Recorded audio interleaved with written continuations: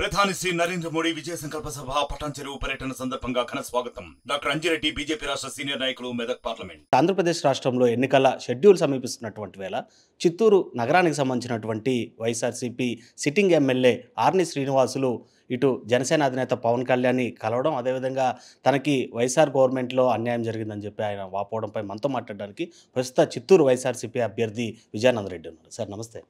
Sir, మీకు ఒకలాంటి మిత్రుడు ప్రజెంట్ సిట్టింగ్ ఎమ్మెల్యే మీకు సపోర్ట్గా నిలుస్తాడు, మీకు సీట్ కేటాయించినాక అని చెప్పి భావించారు. మీరు కూడా అదే ధీమా వ్యక్తం చేశారు.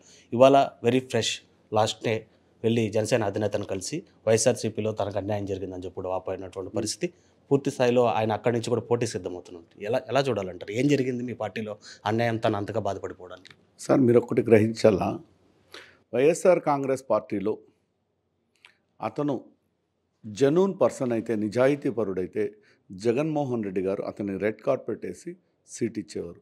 జగన్మోహన్ రెడ్డి గారు విజయ్ నీకు సీటు లేదు అంటే జెండా మోసుకొని ప్రతి ఇల్లు తిరగడానికి నేను సిద్ధపడే వ్యక్తిని. ప్రతి ఇల్లు తిరగడానికి జగన్మోహన్ రెడ్డి గారిని మళ్ళీ ముఖ్యమంత్రి చేయడానికి జెండా నా భుజాన మోసుకొని ప్రతి ఇల్లు తిరగడానికి సిద్ధపడే వ్యక్తిని నేను పార్టీలు మారే వ్యక్తిని కాదు. అది మా గౌరవ ముఖ్యమంత్రి వర్యులు కూడా తెలుసు. కానీ అతను నిజాయితీ పరుడు కాదు, ఇచ్చిన బాధ్యతని తప్పులు చేసి పార్టీని భ్రష్టపట్టించినాడు అనే ఉద్దేశంతోనే అతన్ని తప్పించడం జరిగింది. ఈరోజు మీరు ఎక్కడికైనా వెళ్ళచ్చు, ఎంతమంది ల్యాండ్స్ కబ్జాలు చేశాడు, ఒకటి కాదు చెప్పుకుంటే పోతే 4 రోజులు చెప్పచ్చు. ఈ రాష్ట్రంలో కాదు, ఈ దేశంలోనే అటువంటి నీచమైన ఎమ్మెల్యే ఇంకా పుట్టబోడు. అంటే మీ పార్టీలో ఉండి ఇలాంటి అవినీతికి పాల్పడుతున్నప్పుడు కూడా ఇటు సీఎం అధినేతకి ఆ దృష్టికి వెళ్ళలేదా? అప్పుడే కూడా అతన్ని ఏదంటే పార్టీ నుంచి సస్పెండ్ చేయడం లాంటి కొన్ని పరిస్థితుల ప్రభావం వల్ల అతను గెటాన్ అయిపోయాడు. నేను మొదటి నుంచి కూడా అతనికి వ్యతిరేకించుకుంటూ వచ్చాను కాబట్టి ఈరోజు మా కార్యకర్తలంతా నేను కాపాడుకోగలిగినాను. ఏ కార్యకర్తకు కూడా తను చెయ్యి టనకుండా ఏ పని చేయలేదు. అయితే ఆ జాబితా విడుదల దాంట్లో మీ పేరు రాగానే మిమ్మల్ని అదేవిధంగా జేఎంసీని కూర్చోబెట్టి తనకి రాజ్యసభ ఇస్తానని చెప్పి సీఎం జగన్మోహన్ రెడ్డి హామీ ఇచ్చినట్లుగా కూడా ఫుల్ వైరల్ అయినటువంటి న్యూస్ అప్పట్లో. అందులో నిజమెంత సార్? రాజ్యసభ ఇస్తాననేసి అయితే ఏం చెప్పలేదు, కానీ తను రాజ్యసభ కావాలని కోరుకున్నాడు. అంత అర్హత నీకు లేదులే, నువ్వు కార్పొరేటర్కి ఎక్కువ, రాజ్యసభ వరకు నీకు ఎక్కడ పంపిస్తారులే అనేసింది సమాధానం చెప్పారు. గతంలో మీ ప్రభుత్వం నుంచే రాయలసీమ వ్యాప్తంగా చూసుకున్నట్లయితే ఏకైక బల్జీ వ్యక్తిగా కూడా అతన్నే సీటు కేటాయించి గెలిపించుకున్నటువంటి పరిస్థితి. ఇవాళ ఎక్కడ కూడా బల్జీలకి అవకాశం కల్పించలేదు. సో దీంతో బల్జీలు ఏమన్నా వ్యతిరేకంగా మారేటువంటి పరిస్థితి ఉంటుందా? సార్, ఇప్పుడు మీరు ఇందాక అన్నారు 3 పార్టీల్లో ఓడిపోయిన వ్యక్తి అతను. వైఎస్ఆర్ కాంగ్రెస్ పార్టీ పుణ్యమా అనేసి ఆ గాలిలో గెలిచిన వ్యక్తి శ్రీనివాసులు గారు. నీకు అతను పోవడంతో పండగ చేసుకున్నారు కాపులు. పార్టీకి పట్టిన శని వదిలిపోయింది. ఈరోజుతో మనం ఏ విధంగా పండగ చేసుకోవాలని పండగ చేసుకున్నారు. నీకు అతని వల్ల కాపులు అతను పోవడంతో ర్యాలీగా వెళ్ళి శ్రీకృష్ణదేవరాయలు స్టాచ్యూ కట్టిస్తూ ఉన్నాం మేము మా సొంత నిధులతో 20 లక్షల రూపాయలు ఖర్చు పెట్టి. అక్కడికి వెళ్ళి స్టేట్మెంట్ ఇచ్చి ర్యాలీగా వచ్చారు కాపులు. మాకు పట్టిన శని వదిలిపోయింది ఈరోజుతో అనేసి శ్రీకృష్ణదేవరాయలు భూమి పూజ చేస్తూ ఉంటే ఆడ పూజ చేసుకున్నారు. ఎన్నికల వ్యూహకర్త ప్రశాంత్ కిషోర్ నిన్న కామెంట్ చేశాడు, ఆంధ్రప్రదేశ్లో వైఎస్ఆర్సీపీ ఘోర పరాజయం పొందడం ఖాయం, కేవలం 20 సీట్లకే పరిమితం అయిపోతుంది. సార్, ప్రశాంత్ కిషోర్ చెప్పేది ఆయన ఏమన్నా బ్రహ్మదేవుడా, బ్రహ్మ నుంచి ఆదేశించి చేసి అటుండేట్టుకుంటే ఆయన బీహార్లో సీఎం అయిపోవచ్చు కదా. గతంలో మీకు సపోర్ట్ చేసిన వ్యక్తే కదా, మీకు వ్యూహకర్తగా పనిచేశారు. వ్యూహకర్తగా పనిచేశాడంటే ఎవరినైనా కన్సల్టెంట్కి పెట్టుకుంటారు. అతనికి రైట్ పర్సన్స్ కాదు కాబట్టి అవాయిడ్ చేశారు. మరి అంత తెలుగు మంత్రుడు, అంత మేధావి, ఆయన గొప్ప అయితే నితీష్ కుమార్ని దోసేసి అతను సీఎం అయిపోవచ్చు కదా. అంత వ్యూహకర్త అయితే బీహార్ సీఎం తనే అవ్వచ్చు కదా. తను పాదయాత్ర చేశాడు, కొద్ది రోజులు ప్రజల్లోకి వెళ్ళాడు, మరి ఎందుకు కాలేకపోయాడు? సార్, మాటలు చెప్పడం చాలా సులభంగా ఉంటుంది, ఎవరన్నా కానీ లైవ్లో వచ్చి చేస్తే తెలుస్తుంది. ఒక పార్టీని నడిపించి దాన్ని బాధ్యతగా తీసుకొని ప్రజలందరినీ కాపాడుకొని ప్రజలకు అవసరాలు ఏముండదు ఇవన్నీ చూసి చేస్తే ఆ కష్టం తెలుస్తుంది.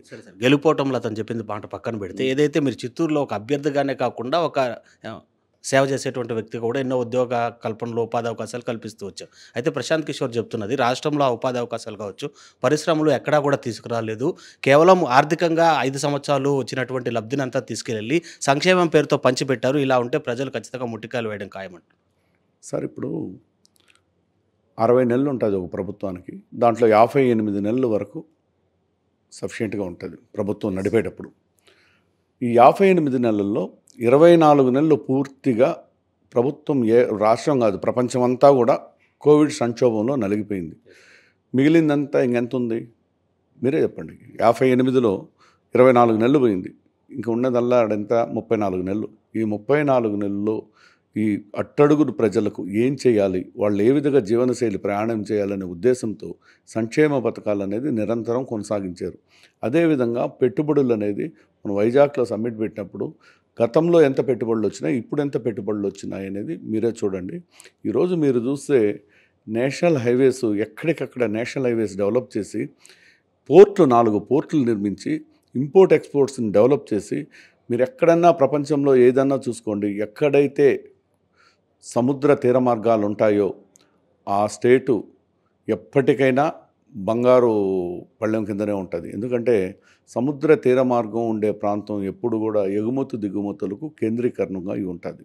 కాబట్టి ఆంధ్రప్రదేశ్కు ఎంత కష్టాలు వచ్చినా ఇది ఒకటే పెద్ద వనరు. అదే మాదిరి ప్రతి పేదవాడింట్లో కూడా పిల్లోళ్ళు చదువుకోవాలా, ఉన్నత చదువులు విదేశీ చదువులు చదవాలి, అదే వాళ్ళకు పెద్ద అసెట్ అనే విధంగానే ఈరోజు వైఎస్ జగన్మోహన్ రెడ్డి గారు స్టేట్ సిలబస్ నుంచి సిబిఎస్ఈ నుంచి ఇంటర్నేషనల్ కరికులం కూడా తీసుకొచ్చి ప్రతి పిల్లవాడు కూడా కార్పొరేట్ స్కూల్ ధీటుగా ఐబీ సిలబస్లన్నీ కూడా చదవాలని ఈరోజు ప్రతి గవర్నమెంట్ స్కూల్స్లో కూడా ప్రవేశపెడతా ఉన్నారు. ఇటువంటివి నీకు ఇండియాలో ఎవరు చేశారో చెప్పండి సార్ మీరు ఒకసారి. సో మీ సీఎం సొంత సోదరి షర్మిల పిసిసి చీఫ్గా ఇవాళ రాష్ట్ర వ్యాప్తంగా తిరుగుతూ చేస్తున్నటువంటి ఆరోపణలపైన మీరేమంటారు? సార్ ఇవన్నీ చంద్రబాబు నాయుడు గారు చేస్తూ ఉండే పని. చంద్రబాబు నాయుడు గారు చెప్పాను కదా, కాంగ్రెస్ ఇప్పుడు చంద్రబాబు నాయుడు గారు తెలంగాణలో కాంగ్రెస్ చేశారు, ఇంకా ఇక్కడ కాంగ్రెస్ వాళ్ళకి ఏం చెప్తే అది చేస్తారు. దాంట్లో భాగంగా అక్కడ కాంగ్రెస్లో జరిగింది. అట్లా కాదని బలవంతంగా పీసీసీ పట్టం కట్టి నీకు రాజ్యసభ ఇచ్చేస్తానమ్మా, నువ్వు అక్కడ కూడా చేయాలని బలవంతంగా పెట్టినప్పుడు ఇంకా రాజకీయ పార్టీ అన్నది తప్పదు కదా, వాళ్ళు ఏవైతే నిర్దేశిస్తారో ఆమె సొంత పార్టీ కాదు ఇది, కాంగ్రెస్లో ఆమె ఒక పీసీసీ సభ్యురాలు, వాళ్ళు ఏం చెప్పింది అది చేయాల బాధ్యత. ఇవన్నీ చేస్తూ ఉండేది, నడిపిస్తూ ఉండేది, కర్త కర్మ క్రియ అన్నీ చంద్రబాబు నాయుడు గారే. ఇంకొక ఆయన ప్యాకేజ్ స్టార్ ఉంటాడు, ఆయనకి ఎంత ప్యాకేజ్ ఇస్తే బీజేపీని కలుపుతానంటాడు, ఇంకోటి కలుపుతానంటాడు. తెలియదే ఉంది మీకు. 24 సీట్లు అతను అడిగింది, 24 సీట్లు ఎంతమంది కాపులకు ఇస్తూ ఉన్నాడు. ఈరోజు రాష్ట్రంలో 28 సీట్లు కాపులకు ఇచ్చిన party YSR Congress party. Sir ఇవాళ మీ ప్రభుత్వం ఏమో ఆడదాం ఆంధ్ర పేరుతో క్రీడాకారులను ఎంకరేజ్ చేస్తున్నాం, ముందుకు తీసుకెళ్తున్నాం అంటున్నారు. అయితే ఏదైతే రంజీ ట్రోఫీ కెప్టెన్గా ఉన్నటువంటి హనుమ విహారీ పైన వైసీపీ సంబంధించినటువంటి నేతల ఫిర్యాదుతోనే తన కెప్టెన్సీ పదవి పోయింది, నేను ఆంధ్రాకి ఆడను అని అతను ఇచ్చినటువంటి స్టేట్మెంట్కి చంద్రబాబు, పవన్ వీళ్ళందరూ కూడా ట్వీట్ చేసినటువంటి పరిస్థితి. అంటే ఆంధ్రప్రదేశ్లో భారత జట్టుకు ఆడినటువంటి క్రికెట్ కూడా రాజకీయాలు చేస్తారా అని. సార్ క్రికెట్కు ప్రభుత్వానికి సంబంధమే ఉండదు. ఎందుకంటే దానికి బీసీసీఐ, సిసిఐ ఉంది, స్టేట్ క్రికెట్ అసోసియేషన్ ఉంది. ఈ అసోసియేషన్ వాళ్ళ యొక్క పనితీరును ఉద్దేశించి దీంట్లో ఎవరైతే డిస్ట్రిక్ట్ ప్లేయర్ ఎవరు సెలెక్ట్ అవుతారు, రంజీకి ఎవరు తయారవుతారు, వీళ్ళు ఆడిన తర్వాత ఐపీఎల్కి సెలెక్ట్ అవుతారా, లేదు ఇంకేదన్నా ప్రీమియర్ లీగుల్లో దాంట్లో సెలెక్ట్ అవుతారని సెలెక్టర్స్ ఉంటారు. దీనికి ప్రభుత్వానికి సంబంధం ఏముందో నాకు తెలియదు, ఒకసారి మీరు చెప్పండి.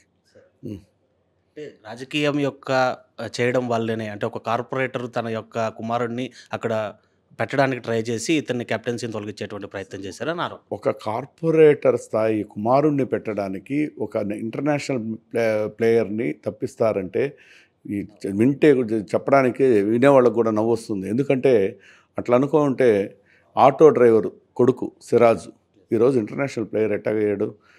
హార్దిక్ పాండే, కృణాల్ పాండే వీళ్ళందరూ ఎవరు ఆటో డ్రైవర్ పిల్లలు.